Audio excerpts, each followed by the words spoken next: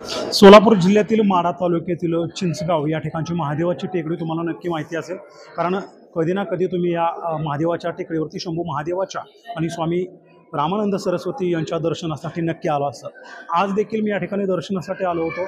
या ठिकाणी मला ही हजारो भक्तगण जे आहेत या ठिकाणी शंभू महादेवाच्या आणि स्वामी रामानंद सरस्वती यांच्या दर्शनासाठी आल्याचं या ठिकाणी पाहायला मिळालं। आणि या मंदिराचा नेमका इतिहास काय आहे की या ठिकाणी स्वामी रामानंद सरस्वती महाराज कधी आले, लोकसहभागातून हे मंदिर नेमकं पुढं कसं आलं, आणि आता स्वामी रामानंद सरस्वती महाराजांच्या नंतर या ठिकाणची गादी नेमकं कोण चालवतं आहे आणि कशा पद्धतीने या ठिकाणचा दिनक्रम असतो, या सर्व गोष्टींचा उलगडा आपण या ठिकाणी जे विश्वस्त आहेत त्यांच्यासोबत चर्चा करणार आहोत। मला सांगा, या मंदिराचा जो कालखंड आहे तो आता जवळपास शेकडो वर्षाचा आहे। एकंदरीत छोटंसं मंदिर या ठिकाणी जंगलात होतं, आज एवढा मोठा वटवृक्ष त्याचा झालेला आहे आणि संपूर्ण सोलापूर जिल्हा नव्हे तर जिल्ह्याबाहेरून देखील भक्तांची मांदियाळी या ठिकाणी असते। नेमकं हे कसं शक्य झालं? 1962 साली परमपूज्य रामानंद सरस्वती महाराज या ठिकाणी आले। त्यांनी तेव्हा 7x7चं हेमाडपंथी मंदिर होतं महादेवाचं, ग्रामस्थांनी पूजा अर्चा करायचे ते। त्याच्यानंतर महाराज आल्यानंतर महाराजांनी 2-4 वर्षे इथं छोटंसं घर स्वतःसाठी कोठा बनवून त्याच्यामध्ये राहिले, सेवा केली। गावातले लोक येत होते, त्याच्यातले मग मुलं भजन हे पखवाज वाजवायला, तबला वाजवायला शिकवायला महाराजांनी सुरुवात केली। त्यानंतर 5 वर्षांनी महाराजांनी परत एक 1000-1500 स्क्वेअर फीटचं मंदिराचा जीर्णोद्धार केला। त्यावेळेला मग त्यांनी तिथून मग सुरुवात भजन कीर्तन अशी सुरुवात केली। पौर्णिमा उत्सव चालू केला ग्रामस्थांच्या मदतीने, जेवण सुरू केलं। त्याच्यानंतर हळूहळू त्याचा वटवृक्ष तयार होत आला। त्यानंतर 2005ला 5/5/2005ला पंचमूर्ती प्रतिष्ठापना महाराजांनी केली। नंदी, महादेव, गणपती, विठ्ठल आणि दत्त असा अतिशय भव्य दिव्य असा कार्यक्रम जो भारतात कुठेही नसेल झालेला असा मोठा कार्यक्रम महाराजांनी त्यावेळेला 2005ला जवळजवळ त्यावेळेला 1 महिनाभर कार्यक्रम चालू होते, पूजा अर्चा होम हवन आणि अन्नदान पण चालू होतं। त्यावेळेला महाराजांचं पहिल्यापासूनचं हेच होतं की अन्नदान हे महाराजांना खूप आवडायचं। आणि त्यावेळेला तुपातले लाडू बनवले होते, ते संपत नव्हते। शेवट 15-20 दिवस आम्ही ट्रकने वाटत होतो। महाराज म्हणले कंटाळे का वाटून, आणि मग लोक म्हणले कंटाळलो महाराज आम्ही, आता हे संपवायला पाहिजे। अख्खा ढिगारा एका दिवसात संपला। तुपातले लाडू होते बालाजीसारखे, तिरुपती बालाजीसारखे। आणि महाराजांचं कसं होतं, अभ्यास खूप होता, 16 भाषा लिहिता वाचता बोलता येत होत्या आणि प्रभुत्व होतं जबरदस्त, आणि स्वतःहून सगळं करायचे स्वतः। या ठिकाणी मग भाविक भक्त एवढे वाढले की अख्ख्या महाराष्ट्र भारतातून लोक येतात। रोज येणारे वेगळे, सोमवारी येणारे, पौर्णिमेला येणारे, उत्सवाला येणारे। आता श्रावणानिमित्त आज सोमवारचा दिवस आहे, साधारण किती गर्दी असते, कुठून लोक येतात? साधारण श्रावण महिन्यामध्ये महाशिवरात्रीला साधारण पहिल्या सोमवारी 30-40 हजार, दुसऱ्या सोमवारी 50-60 हजार, तिसऱ्या सोमवारी लाखाच्या पुढे आकडा जातो, मग चौथ्या सोमवारी थोडीफार कमी जास्त होते, पण भाविक हजाराच्या पटीत। आणि पूर्ण व्यवस्था देवस्थान करतं।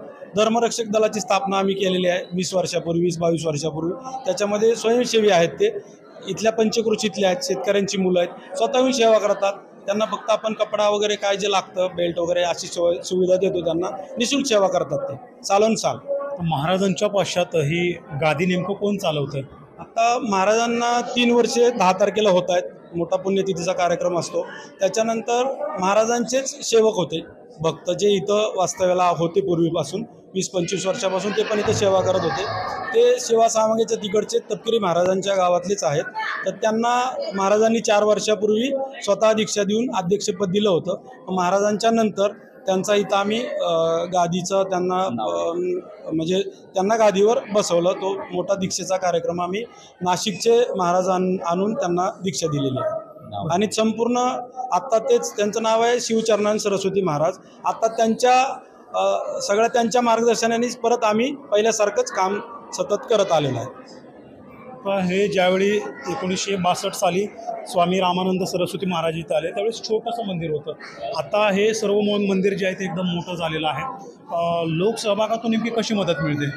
या ठिकाणी भाविक येतात दर्शनाला, आणि हा तालुका पूर्वी एकदम ड्राय होता, आता पाण्याची सुविधा झाल्यामुळं बागायत झालं।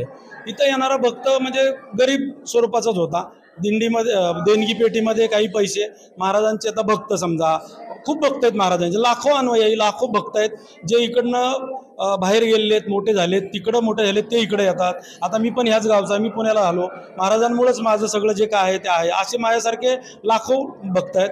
आणि मग ते देणगी स्वरूपात महाराजांना मदत करतात. लोकवर्गणीतनं काही करायचं म्हटलं महाराजांनी गावाला बोलवतात, ग्रामस्थांना सांगतात, पंचकृषीतल्या लोकांना सांगतात आपल्याला असं असं तर करायचं, तर लगेच प्रत्येकजण माझा वाटा एवढा, माझा वाटा, असे ते देणगी स्वरूपात देऊन मग महाराजांनी हे भव्य दिव्य मंदिर उभं केलं. त्याच्यानंतर शासनाची मदत आत्ता 5-6 वर्षापूर्वी आपण घेतलेली आहे. लोकल आमदार खासदार यांनी करून 2 कोटीचा निधी आपण आणला.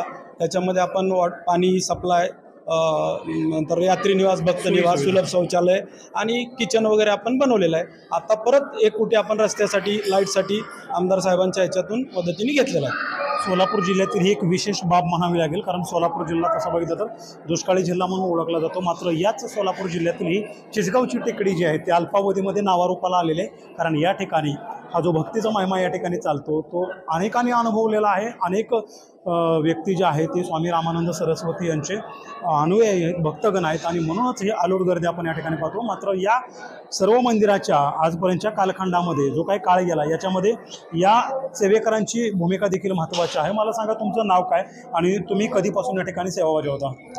माझे नाव गजेंद्र सोपांत रंगे, राहणार मी पापनसचा आहे आणि इथं सेवा बजावतो मी 2002 सालापासून. 2002 साली धर्मरक्षक दलाची स्थापना झाली आणि त्यावेळेस 40 मुलं एकत्र आणून हे स्थापन केलं आणि तेव्हापासून आत्तापर्यंत सगळे मुले शेतकऱ्याचे आहेत आणि विनामूल्य सेवा देतात आणि त्यांना प्रत्येकाला असा परिचय आलेला आहे, सेवा बुडवायची नाही, सेवा नाही बुडवली की आपल्याला हे होतं. सेवा प्रत्येकानं नेक केली आणि त्यांचं प्रत्येकाचं उदयाला आलेलं आहे. प्रत्येक जण हा असा आहे. सर्वांचा तुम्ही मेळ कसा लावता? कारण हजारो लाखोंची गर्दी या ठिकाणी जमत असते. श्रावण मास सध्या सुरू आहे, आज देखील खूप मोठी सकाळपासून गर्दी सुरू आहे. आम्ही शेड्यूल लावतो, आम्ही शेड्यूल असतं आमचं. आणि आत्ता सध्या आमचे महाराज गेले, त्यानंतर रामानंद सरस्वती महाराज गेले, त्यानंतर महाराजांची मूर्ती प्रतिष्ठापना झाली, तेव्हापासून आत्तापर्यंत आमचा दररोज एक धर्मरक्षक दल मूर्तीच्या समोर बसून आहे. रोज नित्यानं ड्युटी करतो. आम्हाला 40 दिवसातनं एक ड्युटी येते प्रत्येकाला. त्याच्यामुळे एखाद्याला अडचण आली तरी ती एक दुसऱ्याला पाठवून आम्ही एकूण दुसऱ्याची अशी ड्युटी करून घेतो. एक बाब मला विशेष नमूद करायची, कारण आज प्रत्येक माणूस हा धावपळीचं जीवन जगतोय. कितीही वेळ घालवला, त्या वेळेचं मॅनेजमेंट केलं तरी ते कमी पडतं आहे आणि अशा मुमेंटमध्ये 5 मिनिटं देणं देखील प्रत्येकाला मुश्किल झालेलं आहे. अशा या परिस्थितीमध्ये ही लोक तब्बल आपल्या आयुष्यातले 22 वर्ष आणि तेही विनामूल्य या ठिकाणी देत आलेत आणि कुठल्याही पद्धतीने त्यांचा आजपर्यंत या ठिकाणी सेवा देण्यामध्ये खंड पडलेला नाही. ही बाब मला या ठिकाणी विशेष जाणवली. आज देखील हे मंदिर जे आहे ते या ठिकाणच्या भक्तांच्या ओघाने गजबजलेलं आहे आणि हे जे भाविक भक्त आहेत ते सोलापूरमधले असतील, धाराशिवमधले असतील किंवा आजूबाजूच्या आणखीन काही परिसरातील असतील, यांची श्रद्धा आहे म्हणून हे सर्व भक्तगण जे आहेत या ठिकाणी शंभू महादेवाचं आणि बाबांचं म्हणजे श्री स्वामी रामानंद सरस्वती यांचं दर्शन घेण्यासाठी या ठिकाणी येत असतात. आज मी देखील त्याच पद्धतीनं या ठिकाणी दर्शन घेण्यासाठी आलो होतो.